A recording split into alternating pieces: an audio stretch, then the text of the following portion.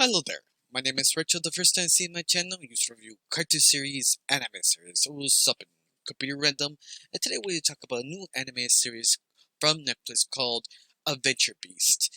Now, this new anime series, I have to praise it one thing, is that it really tries to be its own thing. It never tries to copy other shows or anything. It's a normal adult cartoon with its own kind of comedy. So you can try to compare this with any other cartoon adults that is similar to this sort of style. Don't try because it's completely different. But the only problem is this show is a comedy show, and the comedy doesn't really align most of the time. In fact, one of the biggest issues of this show is the timing. I mean, you have really good setup jokes. It's the timing is just sort of off. It's like too soon or too late. It never could actually land the comedy perfectly. He has his moments. I mean, some of the jokes do land. And I think that's one of the major problems if you're trying to watch the series. But other than that, the idea of this show, of this adventure called Bradley, who sort of kind of studies wild animals to see what's wrong with them, is actually kind of fun and interesting to see what he does, to see how far and how dedicated he is for the animals, even that he knows one day he will actually die doing this sort of one expedition. Yeah, I found this sort of found this sort of interesting because Bradley is a likable character. It's one of those that if you don't like the show, you can't be angry because Bradley is just so interesting and so likable as a character. He's just so kind of charming. You're just like, whoa, okay, I I want to get into this show. But the only problem is besides the comedy, is the animation. The animation, the art style is a sort of a European sort of art style. If you don't know what's a European sort of art style, look at it like Gumball. Gumball is 100% European sort of style of what Europeans usually follow, that sort of archetype sort of art, in other words. And it works, but the same doesn't, for one simple reason, because this show is cheap. I understand how animation is sort of hard to do. It's so difficult to get a good, decent budget. But sometimes this series kind of cheaps out. There are moments like, wow, they just couldn't kind of create something unique for like a small little design or something. Like one of the big examples, they have like a splash of water, like Bradley sort of drowning and trying to find other creatures in the water. There's a lot of splashes, but the splashes is just one white dust, just white. There is no detail, no nothing. It's just sort of bland.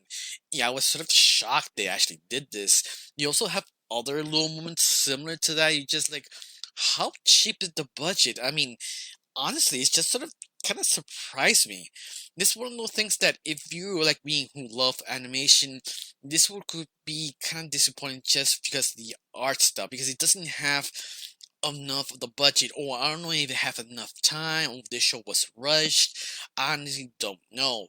But it's something that I kind of not really recommend, or I want to recommend it, but at the same time, it's something like depends on you because it's all about the comedy if you like the show, especially all the fun facts or weird facts the animals give you. I mean, Bradley always dumps some expedition of sort of animal facts, but you don't know it's completely real or something made up on the spot, because I want to believe Bradley, but this is a comedy show. I don't know, some of the crazy things he says is actually true. I mean, he says some weird interesting facts about animals, like you have two, if a female shark gets pregnant and you have like 8 eggs in her belly, those baby eggs will hatch and attempt to kill each other.